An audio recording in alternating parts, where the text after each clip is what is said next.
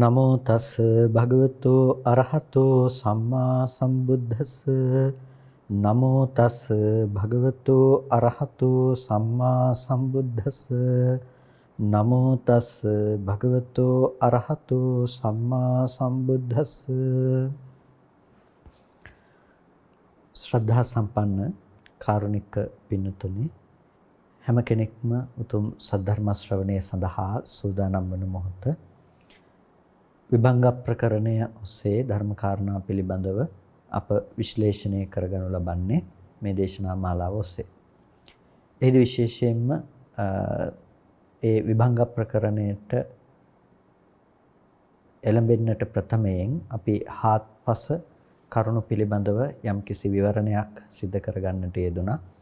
ඒ දැනුමත් සමග අපි විභංග ප්‍රකරණය පිළිබඳව මූලික හඳුනා ගැනීමක් සිදු කරලා විභංග ප්‍රකරණයෙහි පළවෙනි විභංගය හැටියට කන්ද විභංගය හඳුනාගෙන ස්කන්ධ ධර්මයන් බෙදී ගිය ආකාරයන් පිළිබඳවයි අප සාකච්ඡා කරන්නේ.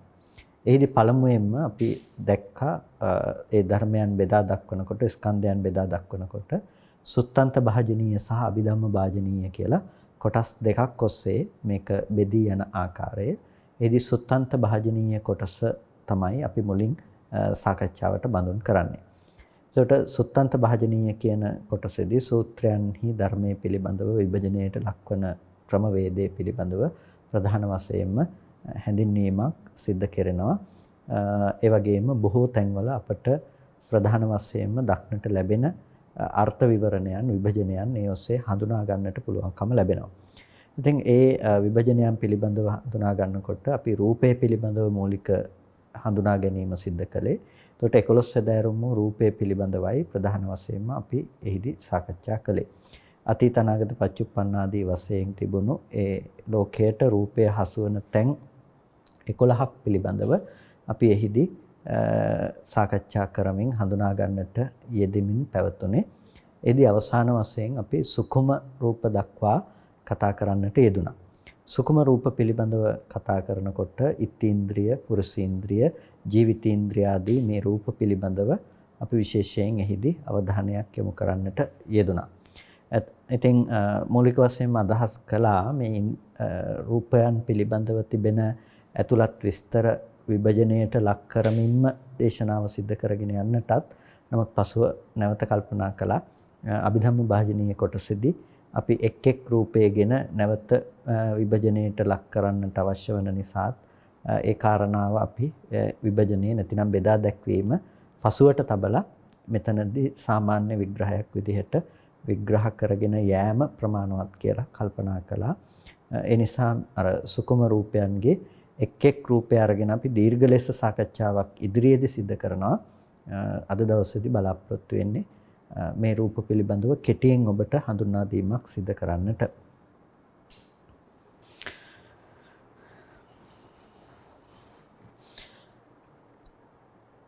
පසුගිය දේශනාව තුළදී අපි විශේෂයෙන්ම මේ ඉන්ද්‍රිය රූපයන් පිළිබඳව හඳුනා ගන්නට යෙදුණා. ඉත්තීන්ද්‍රිය, පුරුෂීන්ද්‍රිය, ජීවිතීන්ද්‍රිය සහ මේ ඉන්ද්‍රිය රූප ටික සහ කාය විඤ්ඤාප්ති ආදී රූපයන් පිළිබඳව යම් පමණකට. එතකොට අනික් රූප පිළිබඳව සුඛම කියලා කියන්නේ අපි තේරුම් ගත්ත මේ සියුම් රූප කියන එක. ඒ කියන්නේ ඕලාරික නොවන, ගොරෝසු නොවන, ඊටමත් සියුම් මට්ටමින් අපි තේරුම් ගත යුතු වූ රූප තමයි සුඛම රූප කියලා පොදුවේ අපි කතා කරන්නේ. මේ දේවල් එකින් එකට අරගෙන දීර්ඝ ලෙස අපි ඉදිරියේදී බලාපොරොත්තු වෙනවා විස්තර කරගන්නට. මෙතනදී කාය විඤ්ඤාප්ති රූපය කියලා කියනවා කයින් අපි යම් කිසි විඤ්ඤාපනයක් සිද්ධ කරනවා නම්, අපි සරල ලෙසම කතා කළොත් කයින් යම් ඇඟවීමක් සිද්ධ කරනවා නම් ඒ කයින් සිදු කරනු ලබන ඇඟවීම තමයි කාය විඤ්ඤාප්ති රූපය කියලා කියන්නේ. එතකොට දැන් අපි යම් කිසි විදිහකින් අභිනයන් සිද්ධ කරනවා. අනික් කයට දේවල් ඇඟවීම සඳහා අභිනයන් සිද්ධ කරනවා. අපි අතපය ඔසවීම ආදී දේවල් තුලින් ඒ සිදු කරනු ලබන අභිනය තව කෙනෙකුට විඤ්ඤාපනය සිදු කිරීම සඳහා ඒ සිදු කරනු ලබන දේ විඤ්ඤාප්තියයි කියලා කියනවා. ඒක යම්කිසි ක්‍රියාවට නැංවීම සඳහා. දැන් අපිට මෙහෙම අතෙහි එසවීමක් තියෙනවා. එතකොට ශරීරයේහි යම් ඉරියව් පැවැත්මක් අපි සිද්ධ කරනවා. එතකොට මේ ඉරියව් පැවැත්ම කියන එක අපිට දැන් ඇහැට ගෝචර වෙන දෙයක් නෙමෙයි. නමුත් මෙතනදී දැන් මේ කයෙහි ඉරියව් පැවැත්ම කියන දේ අපිට දකින්න පුළුවන් කමක් විදිහට පෙනුනට කායික මේ ක්‍රියාකාරීත්වය සිද්ධ කිරීම සඳහා යම් වෙනත් ශක්ති විශේෂයක් වෙනත් දෙයක් උපස්තම්භක වෙනවා. එතකොට මේ කාය විඤ්ඤාප්තියයි කියලා කියන්නේ අන්න ඒ දේ. එතකොට දැන් යම් කිසි විදිහකින් අපි කයින් එකපාරම ක්‍රියාත්මක වන්නට පුළුවන් කමක් නැත්තේ නැහැ. මේ කායික වශයෙන් ක්‍රියාකාරීත්වයක් ගොඩනගෙනකොට දැන් අත ඔසවන්නට හිතලා ඒ සිතත් එක්ක සමුත්ථානය වුණ දෙයකින් තමයි මේ කය ඔසවන්නට අවශ්‍ය වන්නේ. එතකොට ඊට කලින් අපිට ඒ කය ඔසවන්නට අතපය ඔසවන්නට ඒ සිතක් උපදින්නට අවශ්‍යයි. එතකොට ඒ සිතින් සමුත්ථානය කළාට පස්සේ තමයි ඒ කයෙහි එසවීමක් අපිට දකින්න පුළුවන්කම තියෙන. අතපය එසවීමක් දකින්නට පුළුවන්කම තියෙන. අන්න ඒ විදිහට මේ කයෙහි යම් සෙලවීමක් පැවැත්මක් පෙන්වනවා නම් අන්න ඒක හඳුන්වනවා අපි කාය විඤ්ඤාප්තියයි කියලා. කාය විඤ්ඤාප්ති රූපේ. එතකොට ඒක රූපයක් කාය විඤ්ඤාප්ති රූපයක් හැටියට විඤ්ඤාප්ති රූප කියලා අපි ඒවලට කියනවා කාය විඤ්ඤාප්ති රූපේ. ඊට පස්සේ ඊළඟ එක තමයි වචී විඤ්ඤාප්ති රූපය. වචී විඤ්ඤාප්තියයි කියලා කියන්නේ වචනයෙන් නැගවීම සඳහා අපි යම් කිසි ආකාරයකට යම් වචනයක් කතා කරනවා නම් ඒ වචනේ කතා කරන්නට පෙර අපි යම් විතක්ක ਵਿਚාරයන් මගින් යම් ආකාරයක් හිතලානේ කතා කරන්නේ. එතකොට යම් කිසි සිතක් උපදවලා ඒ සිතේ යෙදෙන යම් කිසි ගති ලක්ෂණයක් නිසා තමයි ඒක සමුත්ථානයට පත්වන්නේ. අන්න ඒකට කියනවා වචී විඤ්ඤාප්ති රූපේ කියලා. වචනයෙන් විඤ්ඤාපනය කරනවා, අඟවනවා, ශබ්දයකින් තව දෙයක් අපි අඟවනවා. ඒ ඇඟවීම සඳහා සිතෙහි හටගන්න අදහසක් ඇඟවීම සඳහා මේ කය පාවිච්චි කිරීම කාය විඤ්ඤාප්තියයි කියලා කියනවා. අපි වචනේ පාවිච්චි කරනකොට ඒක මේ වචී විඤ්ඤාප්තියයි කියලා කියනවා. එතකොට මේ වචී විඤ්ඤාප්ති රූපේ. ඊට පස්සේ ආකාශ ධාතුව. ආකාශ ධාතුව කියලා කියන අවකාශයේ හිස් අවකාශයේ. එතකොට හිස් අවකාශය කියලා කියනකොට දැන් යම් කිසි විදිහකින් රූප කලාපයන්ගේ පැවැත්මක් තියෙනකොට දැන් පඨවි ආපෝ තේජෝ වායෝ ආදි වශයෙන් මේ සුද්ධාෂ්ටමක රූප කලාපයන්ගේ පැවැත්ම තියෙනවා. එතකොට මේ කලාපයන්ගේ පැවැත්ම තියෙනකොට මෙතන මේ පරිච්ඡේද අවකාශයක් තියෙනවා. හිස් අවකාශයක් තියෙනවා. මේ අවකාශය තියෙන නිසා තමයි මේ රූප කැඩිලා යන්න පුළුවන්කම තියෙන්නේ. එතකොට රූප බිඳෙන්නේ ඒ හිස් අවකාශයේ නිසා. ඒකට තමයි අවකාශ ධාතුව කියලා කියන්නේ. එහෙම නැතිනම් දැන් අපිට වාතය කියලා ප්‍රකට වෙන තැනක එතන මහ භූත රූපයක්නේ. වාතේ වඩාත් ප්‍රකට වෙන තැනක මහ භූත රූපයක් තමයි අපිට ප්‍රකට වෙන්නේ. එතකොට එතනදී සතර ධාතුවෙන් පැවැත්මක් තියෙන. ඒ නිසා ඒ මට්ටමක් නෙමෙයි අවකාශ ධාතුව කියනකොට ඊටාම සියුම් උන රූපයක් අපිට මේක බොහෝ ප්‍රභේදයන් ඔස්සේ කතා කරන්නට පුළුවන්කම තියෙනවා. අපි ඉදිරියේදී අවකාශ ධාතුවේහි තිබෙන ඒ විස්තරාර්ථ කතා කරමු. නමුත් දැනට අවබෝධ කරගන්නේ පරිච්ඡේද අවකාශය. දැන් හාල් ටිකක් අපි පුරවලා යම්කිසි භාජනයකට ඒක තද වෙන විදිහට අපිට දාන්න පුළුවන් උපරිම දාලා අපි ඒකට වතුර පිරෙවුවොත් වතුර පිර වෙනවානේ. ඇයි? ඒක ඇතුලේ අවකාශයක් තියෙනවා. අන්න ඒ වගේ මේ රූප කලාපයන් අතර තිබෙන අවකාශය රූප කලාපයන් අතර තියෙන අවකාශය තමයි ආකාශ ධාතුව කියලා කියන්නේ. ඊට පස්සේ ආපෝ ධාතුව. ආපෝ ධාතුව කියලා කියනවා මහා භූත රූපයක් හැටියටත් අපි පඨවි ආපෝ තේජෝ වායෝ කියනකොට ආපෝ ධාතුව කතා කරනවා. ආපෝ ස්වභාවය. එතකොට ආපෝ ස්වභාවය කියලා කියන්නේ යම් ගලන, වැగిරෙන, ඇලෙන, බැඳෙන බවක් තියෙනවා නම් ඒ ගලන, වැగిරෙන, ඇලෙන, බැඳෙන ස්වභාවයට තමයි ආපෝ ධාතුව කියලා කියන්නේ. රූපස්ස ලහුතා. එතකොට දැන් කෙනෙකුට හිතෙන්නට පුළුවන් ඇයි මෙතන අපි ආපෝ ධාතුව කතා කළාට අනික් ධාතු පිළිබඳව කතා කරන්නේ නැත්තේ ඒවත් පේන්නේ නැහැනේ කියලා. හැබැයි ඒ දේවල් අපිට ස්පර්ශ වෙනවා. ඒ දේවල් ස්පර්ශ වෙනවා. දැන් තද ගතිය ස්පර්ශ වෙනවා. උණුසුම කියන දේ අපිට ස්පර්ශ වෙනවා. ඒ වගේම වාතය කියන දේ අපිට ස්පර්ශ වෙනවා. එතකොට නමුත් ආපෝ ධාතුව ස්පර්ශයක් විදිහට අපිට දැනෙන්නේ නැහැ.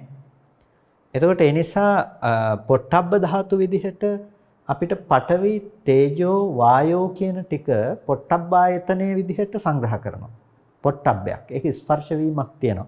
හැබැයි ආපෝ ධාතුවේහි එහෙම ස්පර්ශයක් නැහැ. නිසා තමයි ආපෝ ධාතුව සුකුම රූපයන්ට අයිති දෙයක් හැටියට වෙනම නම් කරන්නේ. ඒ වගේම රූපස්ස ලහුතා. රූපේහි යම් ලුහු බවක් තියෙනවා නම් ඒ කියන්නේ දැන් සරල විදිහට කිව්වොත් අපි යම් සැහැල්ලු බවක් තියෙනවා නම් රූපේ සැහැල්ලුයි. දැන් මේ කයෙහි යම් සැහැල්ලු බවක් තියෙනවා.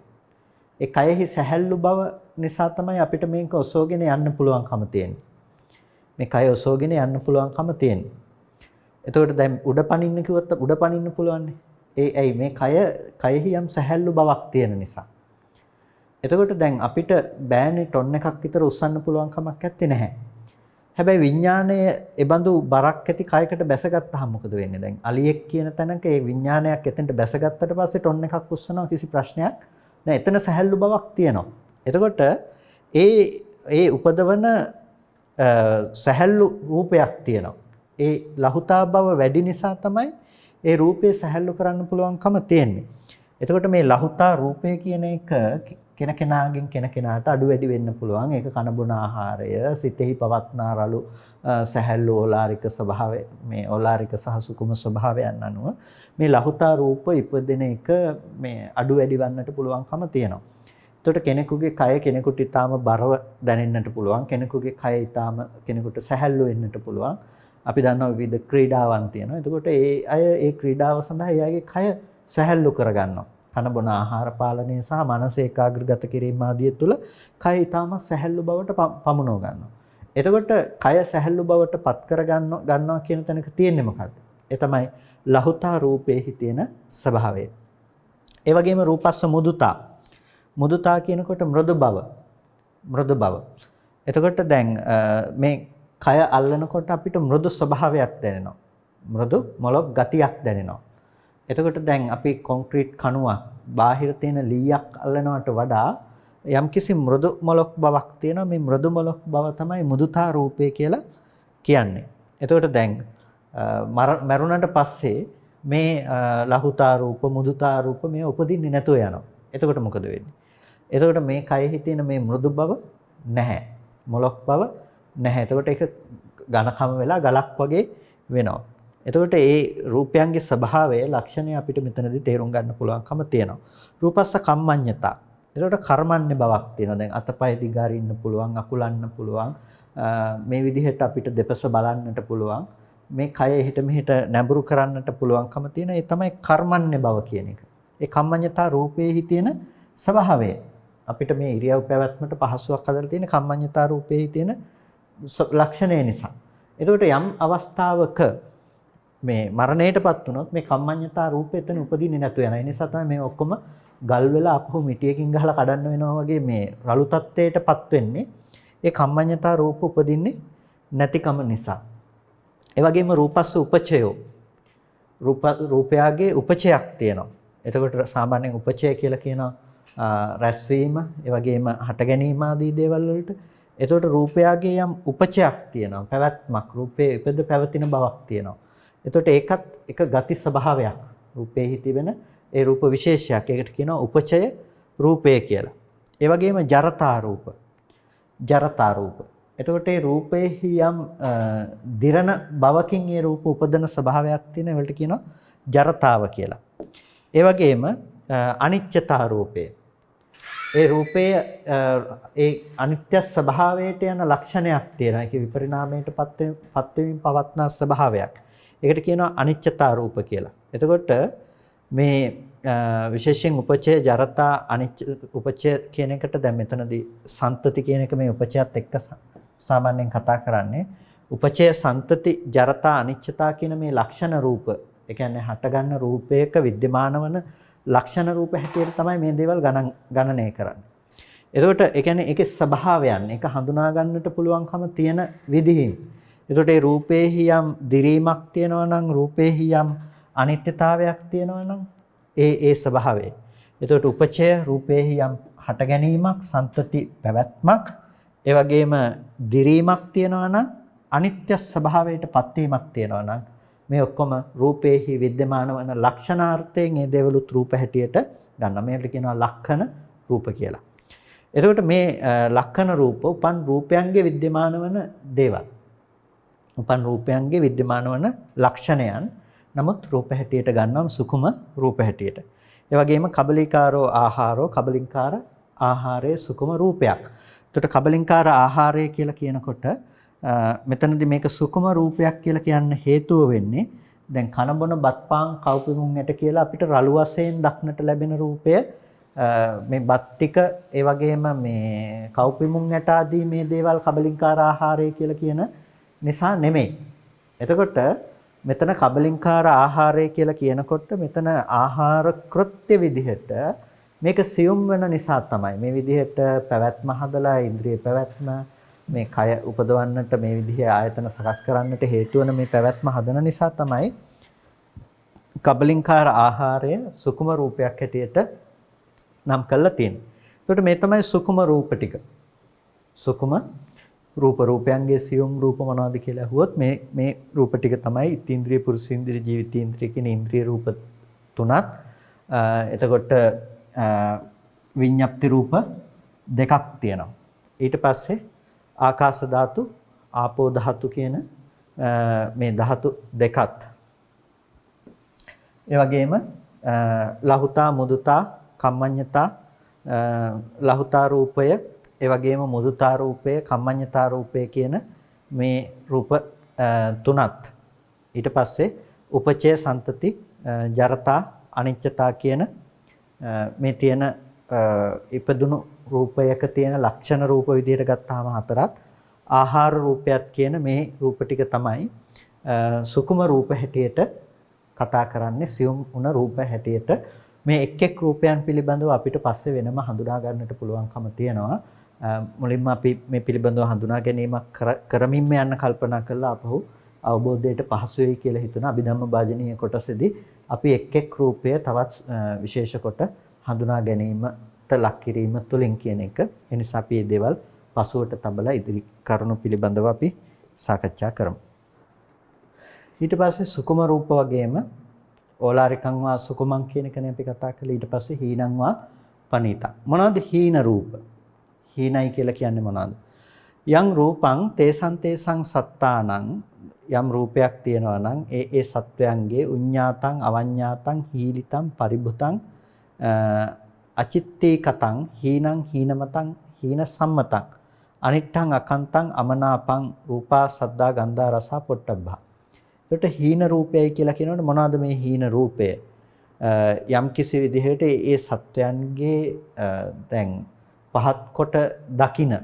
එතකොට මේ අවමං කරන ඒ වගේම මේ යම් කිසි විදිහකින් කැමැති ස්වභාවයකින් නොගන්න පරිභව කරන ලද ඒ වගේ මේක විසිතුරු නො වූ ආස නොකරන මට්ටමේ හීන වූ ඒ වගේම හීන සම්මත වූ යම් කිසි හීන පක්ෂයේහිලා සංග්‍රහ වන අනිෂ්ට වුණ අකාන්ත වුණ අමනාප වුණ යම් රූප තියෙනවා නම් ඒ රූප ශබ්ද ගන්ධ රස පොට්ටබ්බ කියන දේවල්. එතකොට ඒවා කාට සාධාරණද කාට සාපේක්ෂද? තේසං සත්තාන. ඒ සත්වයින් විසින් ඒ සත්වයින් විසින් එසේ සම්මත කරගත්ත දේවල්. එතකොට හීනං හීන මතං හීන සම්මතං අනිට්ඨං අකාන්තං අමනාපං අනිෂ්ඨ වුණ අකාන්ත වුණ අමනාප වුණ රූප ශබ්ද ගන්ධ රස පොට්ටබ්බ කියන මේ රූප.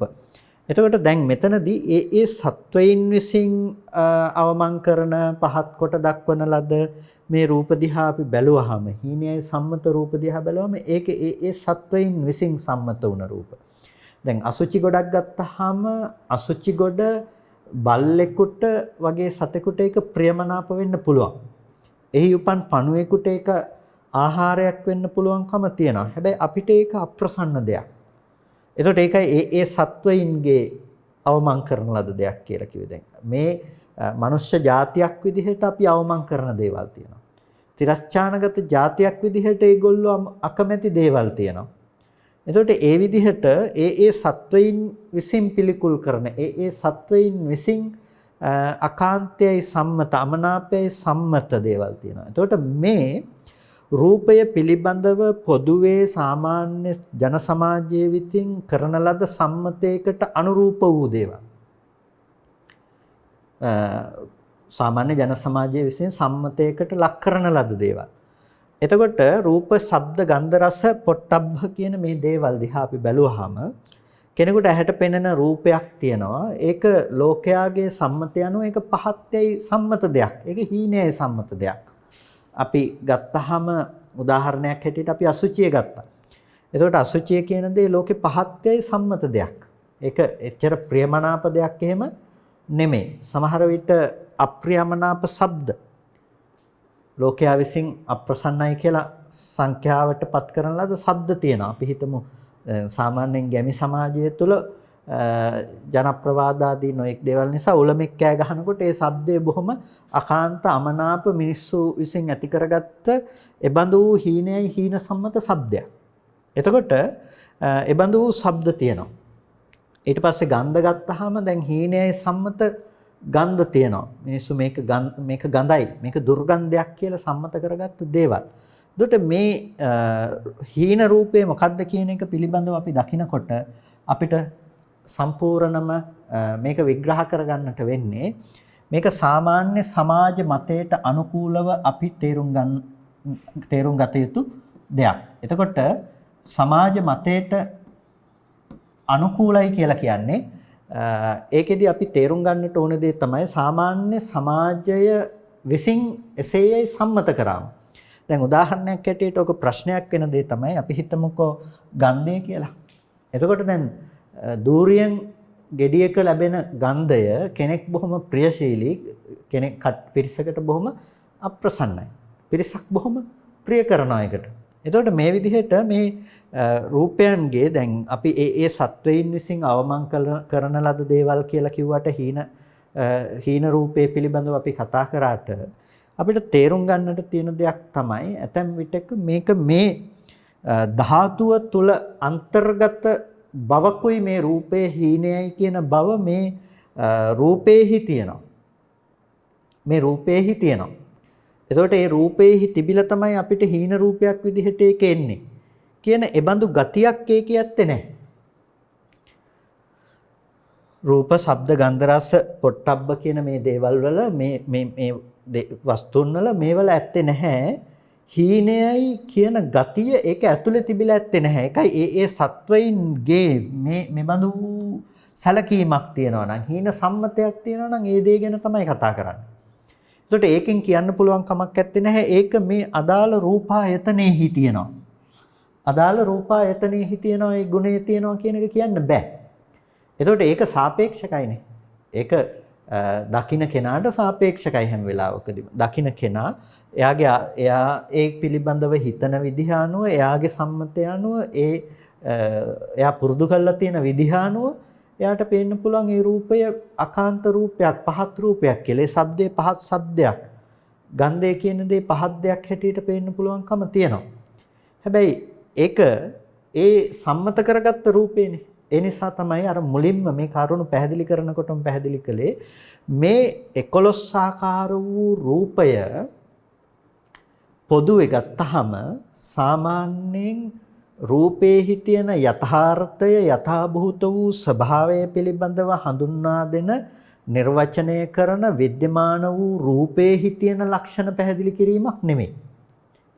විද්‍යමාන වූ රූපේහි තියෙන ලක්ෂණ පැහැදිලි කිරීමක් නෙමෙයි. ඒ විද්‍යමාන වූ භූත වූ රූපය ලෝකයට ඇසුරු කරන්නට ලැබෙන මට්ටම් 11. එතකොට මේක සාධාරණයිනේ ලෝකයට හීන රූප ලැබෙනවා. ලෝකයට ප්‍රණීත රූප ලැබෙනවා. එතකොට ලෝකයට මේ විදිහට රූපය ඇසුරු කරන්නට ලැබෙන අවස්ථාවන් තියෙනවා. අන්න ඒ අවස්ථා 11 තමයි කතා කරන්නේ. එතකොට ඒකෙදි මේ හීන රූප කියලා ගැනීම සාධාරණයි. මෙන්න මේ ආකාරයට තමයි මේ රූප තමයි මෙතනදී හීන රූපයි කියලා කියන්නේ. එතකොට මේ හීන රූප කියනකොට යම් කිසි ආකාරයකින් රූප, ශබ්ද, ගන්ධ, රස, ස්පර්ශ තියෙනවා නම් ලෝකේ පහත් කර්කශයි කියලා සම්මත හීනයයි සම්මත දේවල් තියෙනවා නම් අන්න ඒ රූප තමයි අපි මෙතනදී විශේෂයෙන්ම සලකන්නේ හීන රූප හැටියට. එතකොට මෙතනදී පැහැදිලි කරන්න අවශ්‍ය වෙන ප්‍රධානම කාරණාව මේ ගුණය රූපය තුළ विद्यमान වන දෙයක් හැටියට දකින්න එපා කියන දේ. ඒ වගේම ලෝකේ ප්‍රණීත රූප තියෙනවා. යම් රූපං තේසං සත්තානං අනුඤ්ඤාතං අනවඤ්ඤාතං අහීලිතං අපරිබුතං චිත්තේ කතං පනීතං පනීත මතං පනීත සම්මතං ඉත්තං කන්තං මනාපං රූපා සද්දා ගන්ධා රස පොට්ටබ්බා. ඒ සත්වයින්ගේ යම් කිසි විදිහකට අනුදන්නා ලද මේ පහත් කොට නොසලකන ලද ඒගොල්ලෝ බලාපොරොත්තු වන එබඳු ආකාරයේ යම් රූපයක් තියෙනවා නම් විසිතුරු ලස්සනයි කියලා ගත්ත ප්‍රණීතයි කියලා ගත්ත ප්‍රණීතයයි සම්මත මේ රූප තියෙනවා නම් අන්න ඒ බඳු රූප, ශබ්ද, ගන්ධ, රස, පොට්ටබ්බ කියන දේ. ඒකට අර හීන රූපය ගැන කියපු කතාවම සම්පූර්ණම ප්‍රණීත රූපයටත් අදාළයි. ප්‍රණීත රූපය කිව්වා කියලා ඒක මේ මහා භූත උපාදාය රූපයන්ගේ ඒ බඳු ප්‍රණීත බවක් හෝ හීන බවක් එහි තිබිලෙනවා නෙමෙයි. එහි තිබිලා આવොත් එහෙම ඒක ලෝකේ ඒ රූපය හම්බෙන කාටත් ඒක හීනම වෙන්න ඕනේ, ඒක ප්‍රණීතම වෙන්න ඕනේ, ඒක පුද්ගල නානත්වය අනුව ඒක වෙනස් වෙන්න පුළුවන් කමක් නැත්තේ නැහැ. ඒ නිසා මේ කතා කරන්නේ ලෝකයට මේ රූපය හම්බෙන 11 තැනක හම්බෙන ප්‍රණීත රූපයක්. දැන් අපි දකින්න ආස කරන මේ දේවල් හොඳ රූප කියලා කතා කරන රූප තියෙනවා.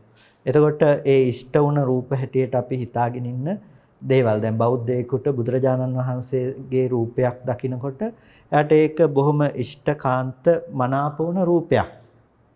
එතකොට ඒක පහත්ය සම්මත දෙයක් නෙමෙයි යාගේ.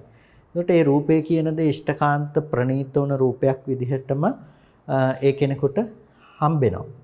එතකොට ඒ හම්බෙන්නේ යා මානසිකව ඒ රූපය අසුරු කරන සංකල්ප ටිකත් එක්කනේ.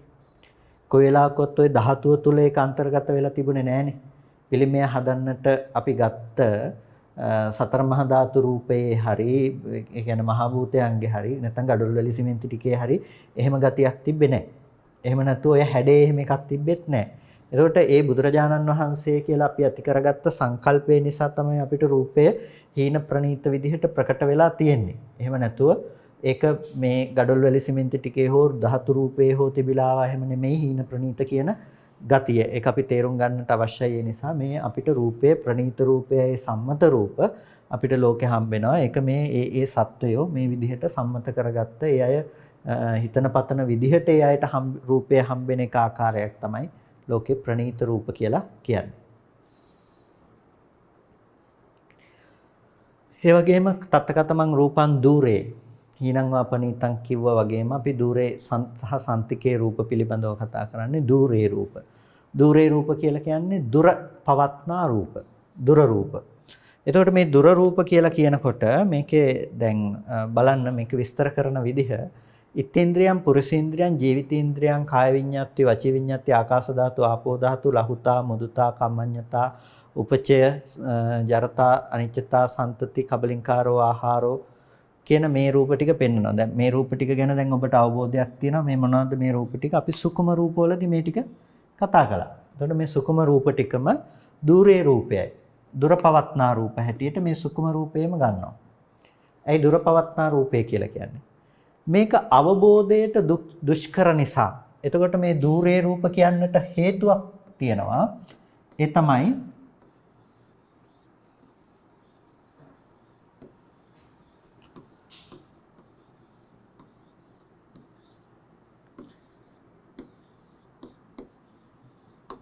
අවබෝධයට දුෂ්කරයි. මේ দূරේ රූපය අවබෝධයට දුෂ්කරයි. එතකොට දැන් ඉත්තේන්ද්‍රිය රූපය කිව්වහම ස්ත්‍රී ඉන්ද්‍රිය රූපය කියන එක අවබෝධයට දුෂ්කරයි. ඒක අපි නුවණින් තේරුම් ගන්න තියෙන දෙයක්. ඒක ඇහැට දකින්න පුළුවන් දෙයක් නෙමෙයි. ස්ත්‍රියගේ යම් ස්ත්‍රී නිමිත්තක් ලිංගයක් තියෙනවා නම් ඒක අපිට මේ ඇහැට දැකලා තීරණය කරන මට්ටමේ රූපයක් නෙමෙයි. පුරුෂ නිමිත්තක් තියෙනවා නම් අපි ඒක දිහා ඇහෙන් බලලා තීරණය කරන දෙයක් නෙමෙයි. එතකොට ඒ බඳු රූපයන් ගැන කතා කරන්නේ සුකුම රූප හැටියට. ඒකට ඒක අවබෝධ කිරීම සුකර නැහැ. අවබෝධ කිරීම පහසු නැහැ. ඒ නිසා තමයි ඒක අවබෝධයට දුෂ්කරයි කියලා කියන්නේ. ඒ නිසා අවබෝධයට දුෂ්කර නිසාත් මේක හඳුන්වනවා দূරේ රූපය කියලා. අවබෝධයට දුෂ්කර නිසා. ඒ වගේම යංවා පනඤ්ඤම්පි අති රූපං අනාසන්නේ අනුපකට්ඨේ দূරේ අසන්තිකේ. අනාසන්නේ ආසන්න නොවුණු තැනක නුදුරෙහි නෙවෙයි দূරේ දුර අසන්තිකේ ළඟ නොවුණු රූප තියෙනවා නම් ඒ රූප වලටත් කියනවා දුර රූප කියලා. එතකොට අවබෝධයට දුෂ්කරයි වගේම තව එකක් තියෙනවා. මොකද්ද? ස්ථාන වශයෙන් අපි මෙහෙම ලියමුකෝ සාපේක්ෂ ස්ථාන වශයෙන් කියලා.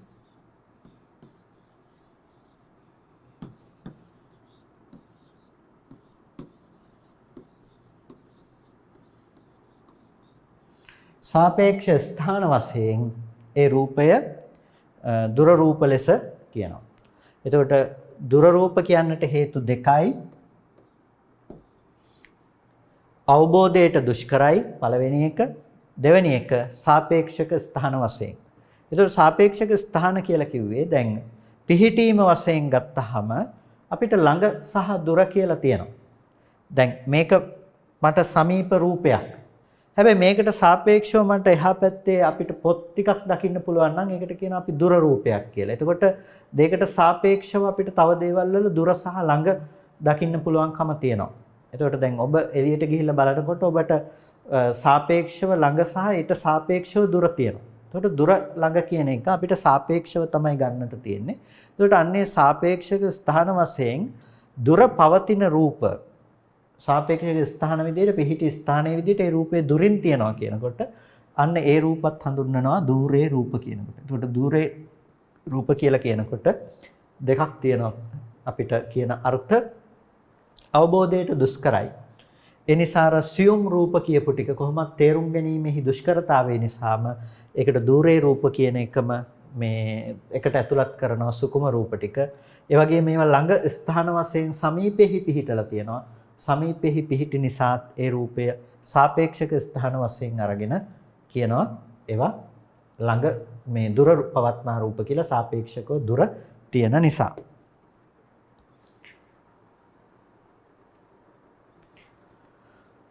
ඒ වගේම අපිට දකින්න පුළුවන් ඊළඟ රූපය සන්තිකේ රූපය.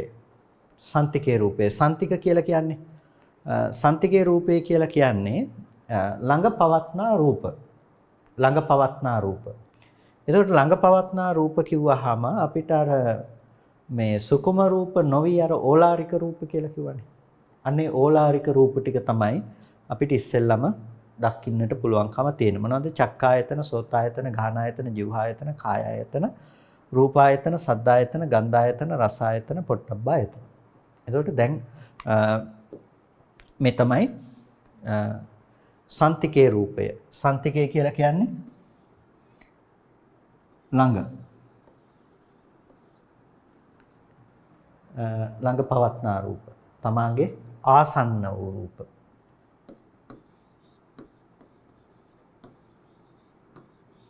ආසන්න වූ රූප. මේ තමයි සන්තිකේ රූප කියලා කියන්නේ. එතකොට මොනවද? චක්කායතන, සෝතායතන, ගහනායතන, જીවහායතන, කායායතන කියනකොට ආධ්‍යාත්මික ආයතන 6යි. රූප, ශබ්ද, ගන්ධ, රස, පොට්ටබ්බ කියනකොට බාහිර ආයතන 6යි. කියන මේ ආයතන 12ක් තියෙනවා මේ ආයතන රූප. එතකොට මෙතනදී ආයතන රූප කියලා කියනකොට මේ ආයතන 12 ඇයි මේ විදිහට දක්වන්නේ සන්තිකේ රූප විදිහට? ආයතන 12 සන්තිකේ රූප විදිහට දක්වන්නේ එකක් ඒ දේවල් අවබෝධයට පහසුයි. අවබෝධයට පහසුයි. පළවෙනි එක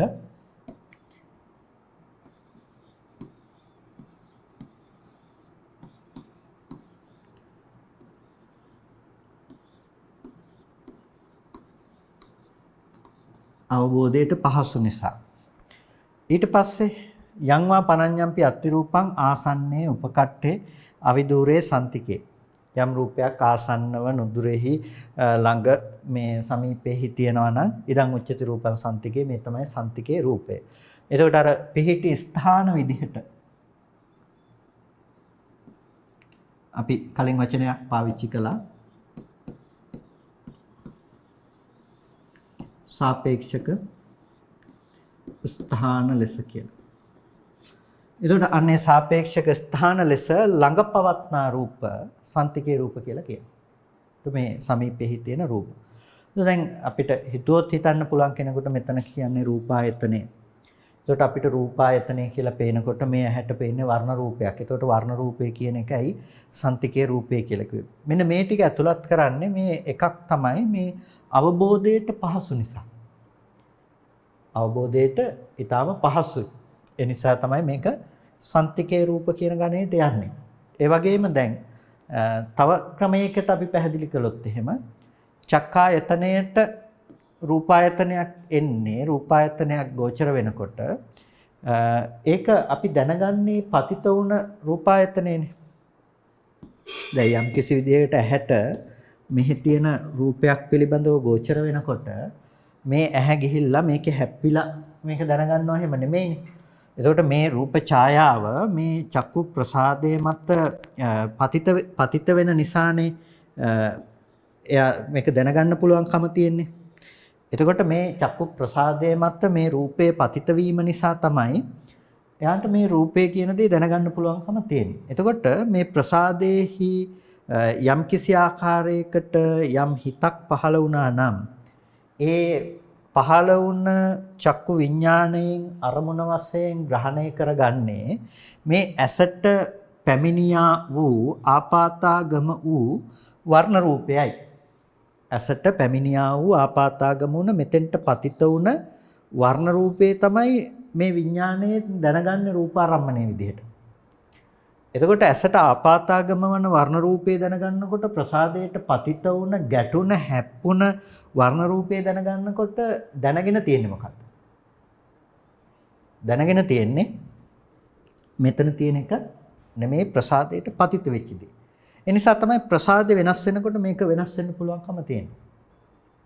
ප්‍රසාද වෙනස් වෙනකොට වෙනස් වෙන්න පුළුවන්කම තියෙන්නේ. ප්‍රසාදයට අනුරූපව තමයි මේක මේ රූපය පිළිබඳ දැන ගැනීම සකස් වෙන්නේ. එතකොට ඒ ප්‍රසාදයට අනුරූපව රූපය දකින්න පුළුවන්කම තියෙන නිසා මෙතෙන්ට පැමිණියා වූ ගැටුණු රූපේම දැන ගැනීමට යන නිසා මේ චක්කායතනය කියන දේත් රූපායතනය කියන දේත් සන්තිකේ රූප වෙනවා.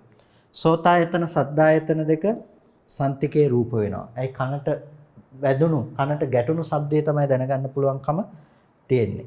තව රූප කෝටි ප්‍රකෝටි ගාණක් තිබුණත් වැඩක් නැහැ. මේ එකක්වත් වැඩක් නැහැ චක්කු ප්‍රසාදයට ආපාතාගම වෙන්නේ නැත්තම්. එතකොට සෝතායතනෙට සද්දායතනේ ආපාතාගම වෙන නිසා තමයි ගැටෙන නිසා තමයි ඒක දැනගන්න පුළුවන්කම තියෙන්නේ. ගහනායතනෙට ගන්ධායතනේ ආපාතාගම වෙන නිසා තමයි දැනගන්න පුළුවන්කම තියෙන්නේ. ඒ නිසාත් මේ දේවල් සන්තිකේ රූප ළඟ පවත්නා රූප හැටියට දක්වනවා. එතකොට දැන් රූපායතනයම මේ දෙවෙනි එක විදිහට ගත්තාම සාපේක්ෂක ස්ථාන විදිහට මෙතන ළඟ පෙනෙන මේ රූපය ඊට පස්සේ මීට වඩා එහැයින් පෙනෙන වෙනත් රූපයක් මේ විදිහට සාපේක්ෂක ස්ථාන විදිහට සලකා බලනකොටත් දුර ළඟ කියලා කතා කරන්නට පුළුවන්කම තියෙනවා. එතකොට දැන් මේ රූපායතනය ගැනමයි කියලා කෙනෙකුට හිතන්න පුළුවන්. හැබැයි රූපායතනය පිළිබඳවම උවද ඒක කතා කරන්නේ අර දෙවෙනි ක්‍රමයට අනුව සාපේක්ෂක ස්ථාන වශයෙන්. එතකොට අවබෝධයට පහසු සහ දුෂ්කර විදිහටත් මේ දුර ළඟ රූප පිළිබඳව අපි බලනවා. ඒ වගේම පිහිටි ස්ථාන විදිහටත් දුර ළඟ රූප තේරුම් ගන්නවා. ඒ වගේම සන්තිකේ රූප කියනකොට මේ ආයතන රූප ටික විශේෂයෙන්ම දක්වනවා. ඇයි? ඒ ටික සමීපස්ත වූ රූප නිසාමත් ඒ වගේම අවබෝධයට මේ පහසුවෙන් කළ හැකි රූප නිසාමත් ඒවා සන්තිකේ රූප හැටියටම දක්වනවා. ඊට පස්සේ අපිට වේදනා ස්කන්ධය පිළිබඳව හඳුනා ගන්නට පුළුවන්කම තියෙනවා. ඒ තමයි රූපය පිළිබඳව අපි කතා කරපු 11 ආකාරයක පැවැත්ම. අපි රූපය පිළිබඳව අතීත අනාගත පච්චුප්පන්න අජ්ජත් බාහිර ඕලාරික සුකුම හීන ප්‍රනීත දුර ළඟ කියන මේ ආකාරයන් පිළිබඳව ඒ හඳුනාගත්තේ.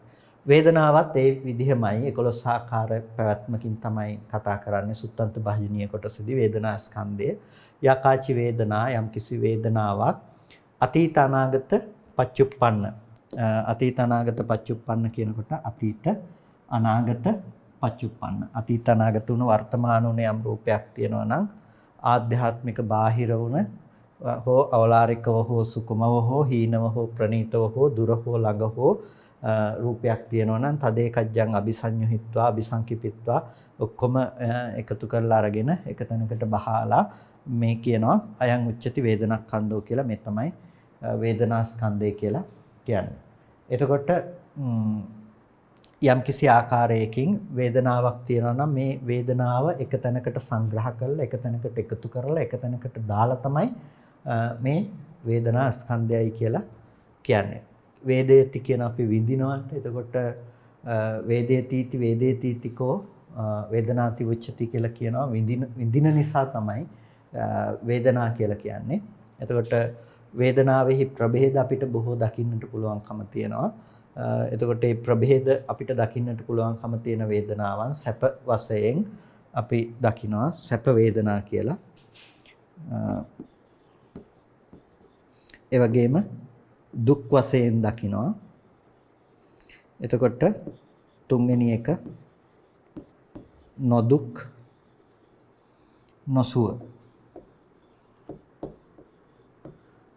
නොසුව වේදනා කියලා දකිනවා. සැප වේදනා, දුක් වේදනා, නොදුක් නොසුව වේදනා කියලා මේ වේදනාව තුන් ආකාරයකට බෙදා දකිනවා. ඊට පස්සේ තවත් ප්‍රධාන බෙදීමක් තමයි මේක තව කොටස් දෙකකට බෙදනවා. ඒ තමයි සැප වේදනාව කියන එකේ දැන් මේකේ pāli වචනය සුඛ මෙතෙන්දී බෙදනවා තව එකක් සෝමනස්ස කියලා. සෝමනස්ස දුක කියන එකේ මේක දුක්ඛ මේක බෙදනවා දෝමනස්ස කියලා.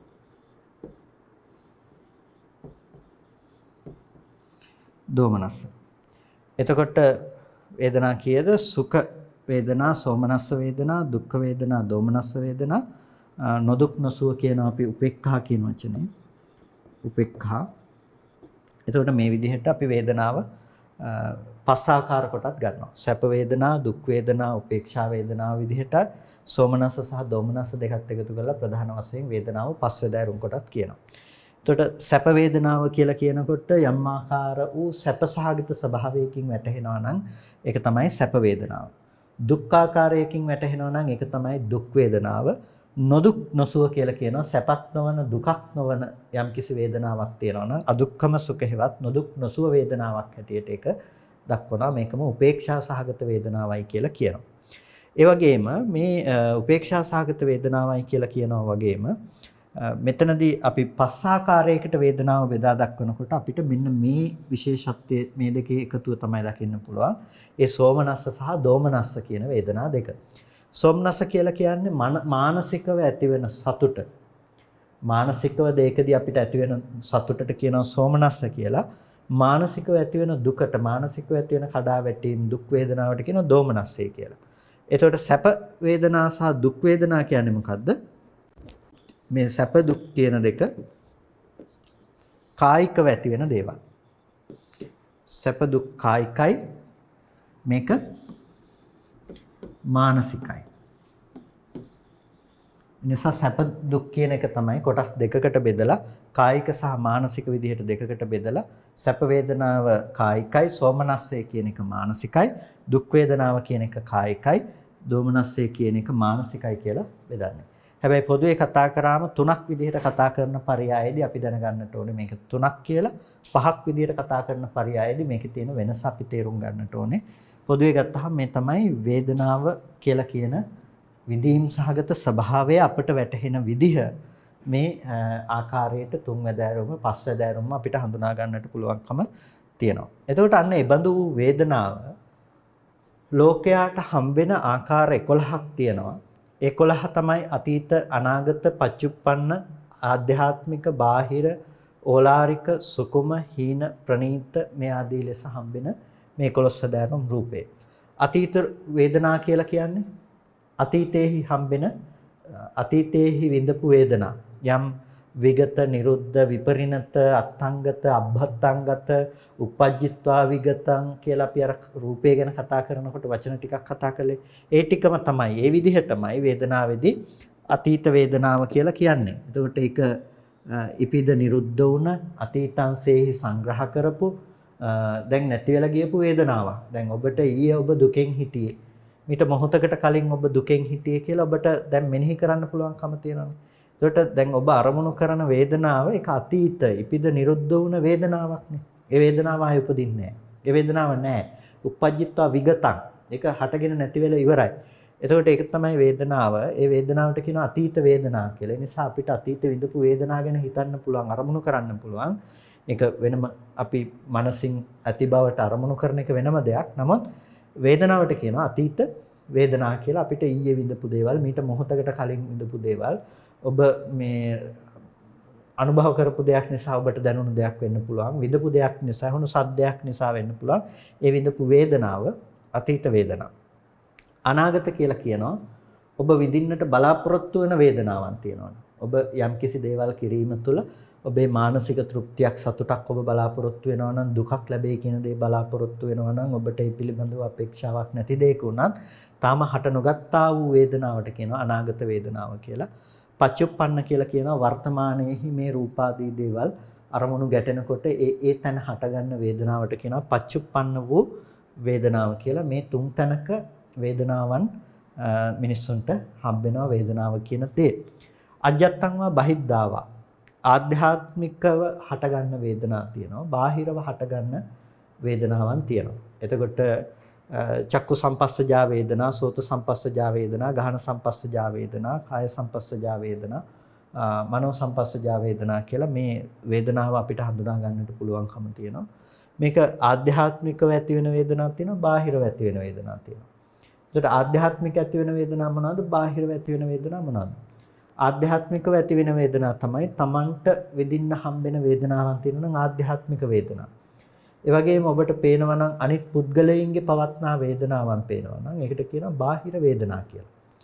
ඒ කියන්නේ දැන් වේදනාව කියන දේ අපි ඇහෙන් දැකලා තීරණය කරනවා මේ මිනිස්සයා මේ වේදනාවක් විඳිනවා, මේක සැපක් විඳිනවා, මේක දුකක් මෙයාට.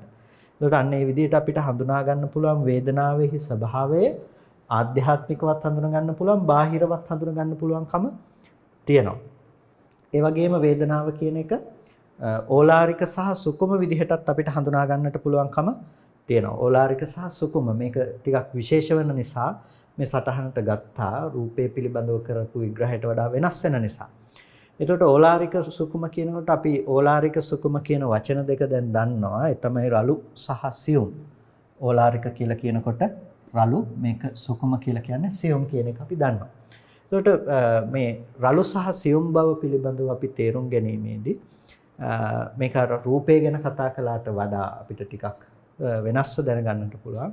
අකුසල වේදනා ඕලාරිකා. අකුසල සිතක් එක්ක උපදින වේදනාව කියන දේ ඕලාරිකයි. අකුසල සිතක් එක්ක උපදින වේදනාව රළුයි. අකුසලයක් එක්ක දැනෙන වේදනාව ඒක රළුයි. එතකොට ඒකට සාපේක්ෂව ගත්තහම කුසල අභ්‍යාකතා වේදනා සුකුමා. කුසල අව්‍යාකෘත වේදනාවක් තියෙනවා නම් කුසල විපාකයක් නිසා ලැබෙන විපාක වේදනාවක් තියෙනවා නම් ඒ විපාක වේදනාව බොහොම සියුම්. එතකොට දැන් මේ අකුසල ඕලාරික වේදනාවත් මේ තියෙන කුසල අව්‍යාකෘත වේදනාවත් කියන මේ දෙක අතර යම් සංසන්දනයක් තිබ්බොත් එහෙම මේක බොහොම රළු වේදනාවක්, මේක බොහොම සියුම් වේදනාවක්. එතකොට මේ දෙක ගන්නේ මේ දෙක අතර මේ රළු සියුම් බව පිළිබඳව සලකා බැලීමේ සංසන්දනය කිරීමේ මේ දෙකට සාපේක්ෂව ගත්තාම තමයි මේක සියුම් වේදනාව බවට පත් වෙන්නේ. එතකොට ඕලාරිකයි අකුසල වේදනාව, කුසල අව්‍යාකෘත වේදනාව සියුම් වේදනාවක්. ඒ වගේම කුසල අකුසල වේදනා ඕලාරිකා, අභ්‍යාකතා වේදනා සුකුමා. යම් කුසල අකුසල වේදනාවක් තියෙනවා නම් ඒ කියන්නේ කුසල සිතක සහ අකුසල සිතක කියන අපි යම් කර්මසිතක වේදනාවක් තියෙනවා නම් මේ කර්මසිතක තියෙන වේදනාව ඕලාරිකයි. අපි කුසලයක් කරන වෙලාවට අකුසලයක් කරන වෙලාවට ඒ හිතක තියෙන වේදනාව එතන ඇති වෙන විඳීම කියන දේ බොහොම රළු මට්ටමේ තියෙනවා. අභ්‍යාකතා වේදනා සුකුමා. මේ දෙක අතර යම් සංසන්දනයක් වුණොත් එහෙම එතකොට එතන අව්‍යාකෘත වේදනාව කියන දේ සුකුමයි. මේක හැම වෙලාවකදීම සියුම්. ඇයි අව්‍යාකෘතයේ සියුම් කියලා කියන්නේ? දැන් විපාක මට්ටමේ තියෙනවා නම් ඇහැට රූපේ පේන තැනක එබඳු මට්ටමේ අව්‍යාකෘත වේදනාවක් තියෙනවා නම් ඒ සිත්වල තියෙන වේදනාව අපිට ප්‍රකට වෙන්නේ නැහැ. අපිට ප්‍රකට වෙනවා හැබැයි අපි මල් වට්ටියක් අරගෙන ගිහිල්ලා පූජා කරනකොට අපිට එබඳු වෙලාවක තිබුණ වේදනාව ප්‍රකට වෙනවා. හැබැයි ඇහැට රූපේ ගැටෙනකොට රූපේ පිළිබඳව අරමුණු රසය දැනගත්ත වේදනාව අපිට ප්‍රකට නැහැ. එතකොට ඒක අප්‍රකට භාවයේ නිසාම අපි කියන එක සුකුමයි කියලා. ඒ වගේම දුක්ඛ වේදනා ඕලාරිකා. දුක් වේදනාව ඕලාරිකයි, සුඛාච අදුක්ඛම සුඛාච වේදනා සුකුම. සැප වේදනාව සහ උපේක්ෂා වේදනාව සියුම්. සුඛ දුක්ඛ වේදනා ඕලාරිකා. සැප දුක් කියන එක ඕලාරිකයි, උපේක්ෂා වේදනාව බොහොම සියුම්. සමාපන්නස්ස වේදනා ඕලාරිකා, අසමාපන්නස්ස වේදනා ඕලාරිකා, සමාපන්නස්ස වේදනා සුකුම. අසමාපන්නස්ස කියලා කියන්නේ සමාපත්තයකට සම නොවැදුණු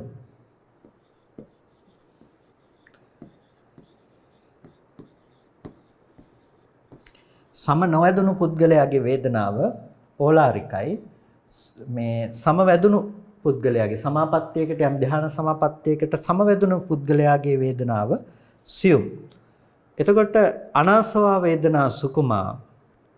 එතකොට සාසවා වේදනා ඕලාරිකා. ආශ්‍රවයන්ගෙන් අරමුණු කරන්න පුළුවන් මට්ටමේ වේදනාවක් ප්‍රකට වෙනවා නම් ආශ්‍රවයන්ගෙන් අරමුණු වෙන වේදනා තියෙනවා නම් ඒකට කියනවා ඕලාරිකයි කියලා. යම් අනාශ්‍රව වේදනාවක් තියෙනවා නම් අනාශ්‍රව සිතක උපදින වේදනාවක් තියෙනවා නම් ඒක ආශ්‍රවයන්ගෙන් ඇසුරු කළ නොහැකි වේදනාවක්. ඒක ඊටාම සියුම්. එතකොට සාස්ත්‍රව වේදනාව ඕලාරිකයි.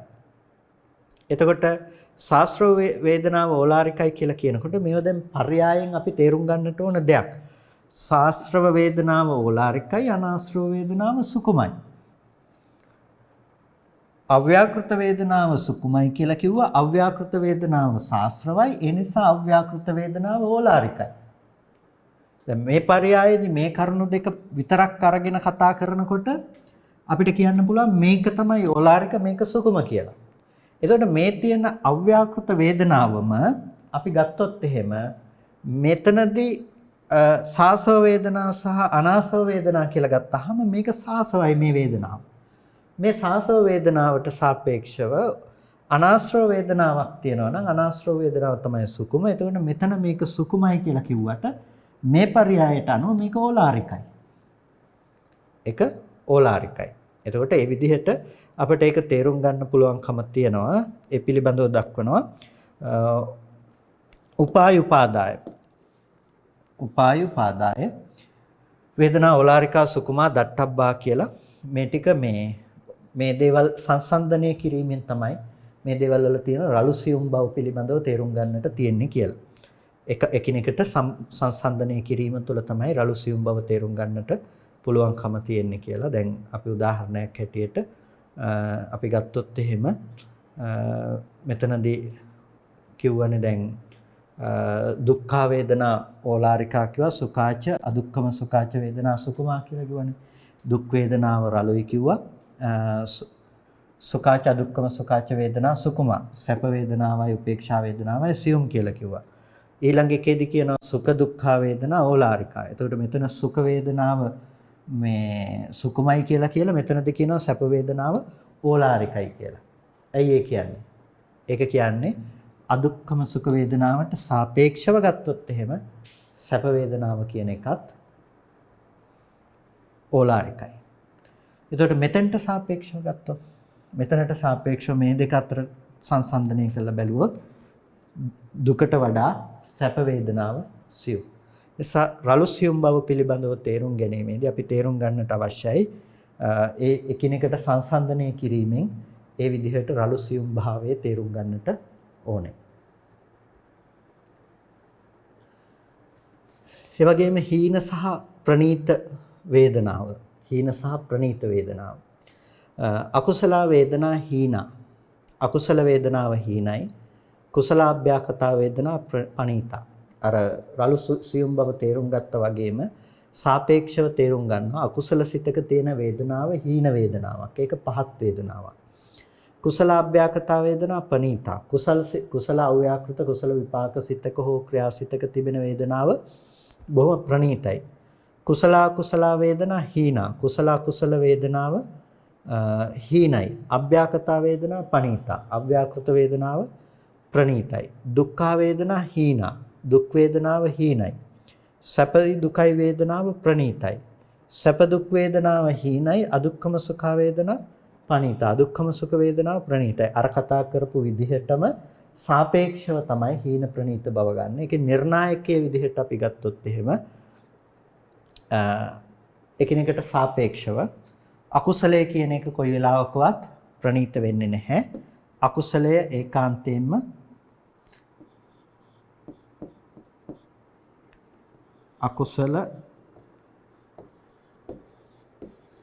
අකුසලයේ ඒකාන්තයෙන්ම හීනයි.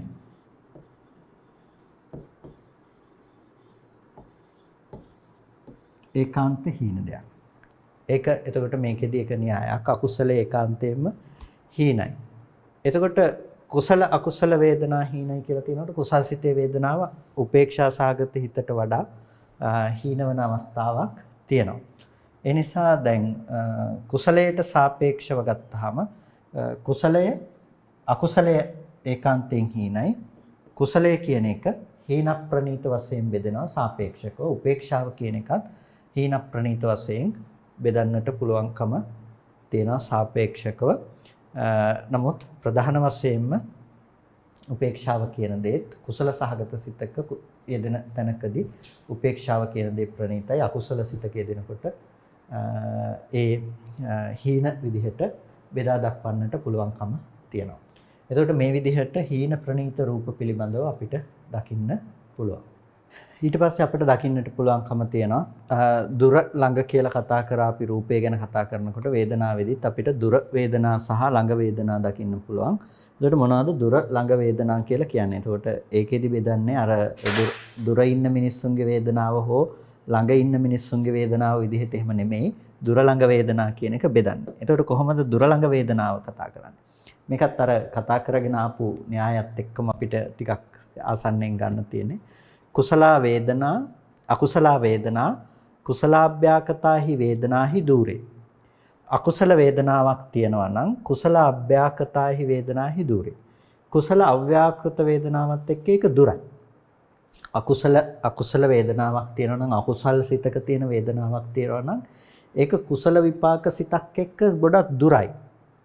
කුසල විපාක සිතක් එක්ක බොහොම දුරයි. මොකද අකුසලයකින් කවදාවත් කුසල විපාකාදී සිතක් උපදින්නේ නැහැ. කුසල ක්‍රියාවක් උපදින්නේ නැහැ. ඒ නිසා කුසලාභ්‍යාකතාහි වේදනාහි දූරේ. කුසල අව්‍යාකෘත වේදනාවක් කියන එකට ගොඩක් ඒක දුරයි.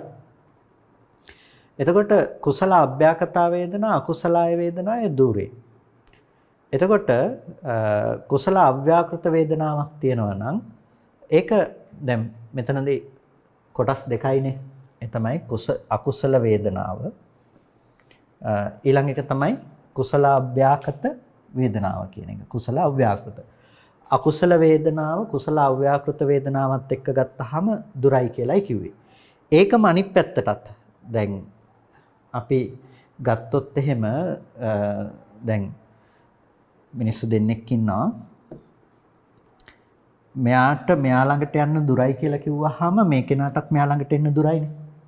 ඒ නිසා මේ එකට දෙක ළඟට යන්න දුරයි වගේම දෙකට එක ළඟටත් එහෙනම් ඒ සමානම දුරක් තියෙනවා. ඒ වගේම තමයි අකුසල වේදනාව කුසල අව්‍යාකෘත වේදනාවට දුරයි කියලා කිව්වේ. ඒකම අනිත් පැත්තට ඊට පස්සේ කියනවා කුසල අභ්‍යාකතා වේදනා අකුසලාය වේදනාය දුරේ කියලා කියනවා. එතකොට ඔය තමයි පළවෙනියටම අපි දුර කියන එක හඳුනා ගන්න අවස්ථාව. ඊට පස්සේ කුසල වේදනා අකුසල අභ්‍යාකතාහි වේදනාහි දුරේ.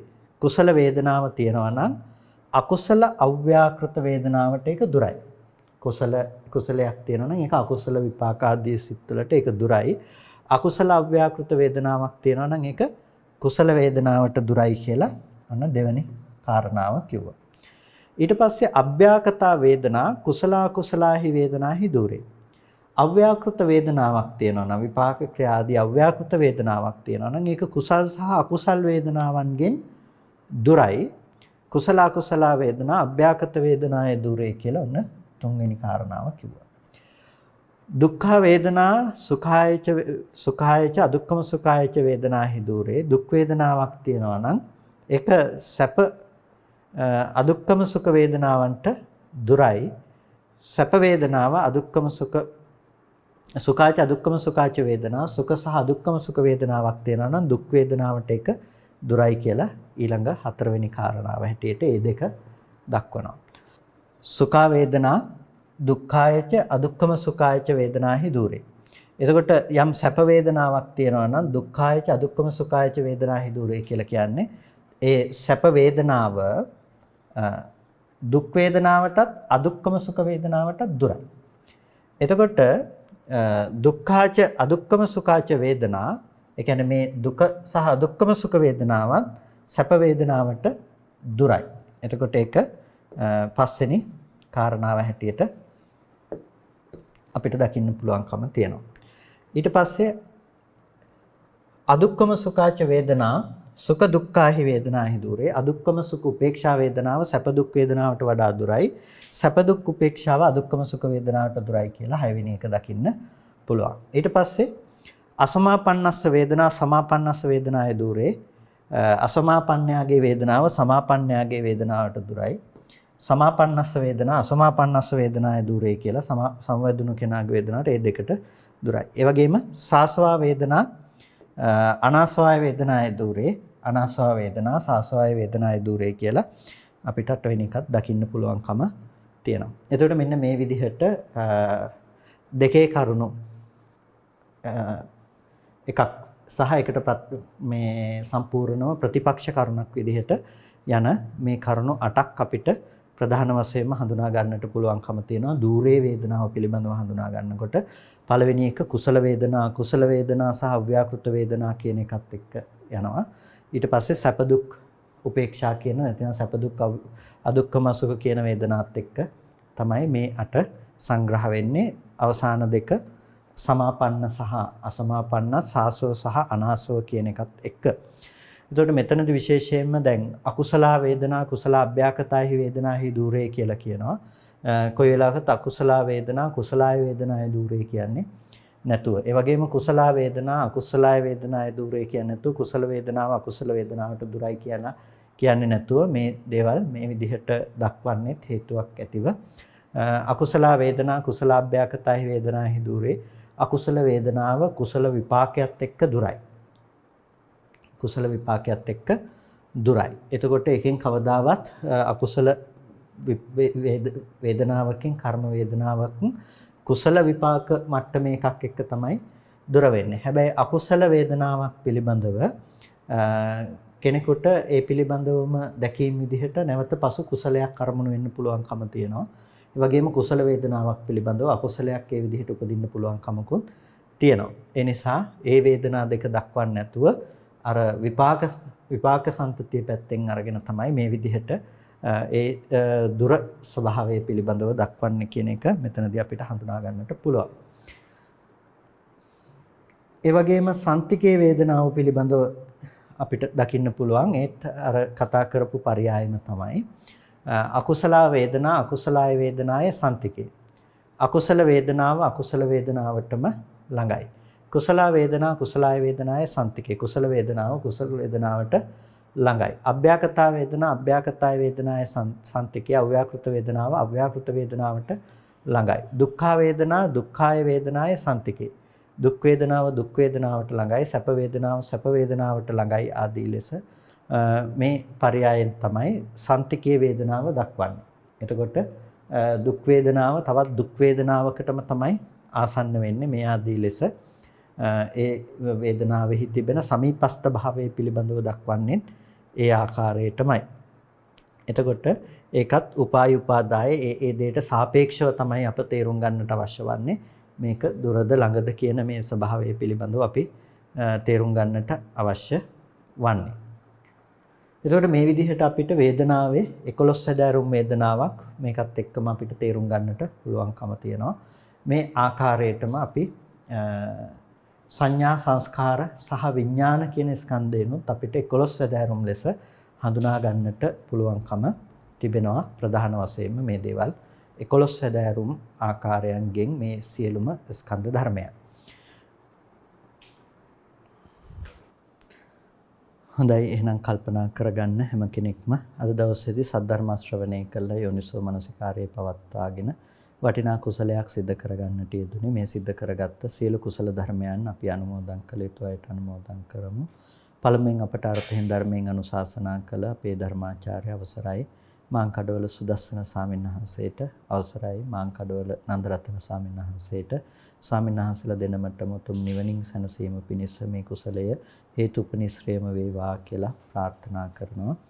ඒ වගේම සියලු දෙවියන්ටත් අපි මේ පින් අනුමෝදන් කරමු. ස්ථානාදිග්‍රහිත ඉෂ්ඨකාරක සම්‍යක් දෘෂ්ටික ආදී සියලු දේවගණ සමූහයා මේ පින් සතුටින් සාදුනාදයෙන් අනුමෝදන් වනු ලබත්වා දෙවියන්ට මේ පින් උතුම් නිවනින් සැනසීම පිණිසම හේතුපනිශ්‍රේම වේවා කියලා සාදුහු කියලා දෙවියන්ටත් පින් අනුමෝදන් කරන්න.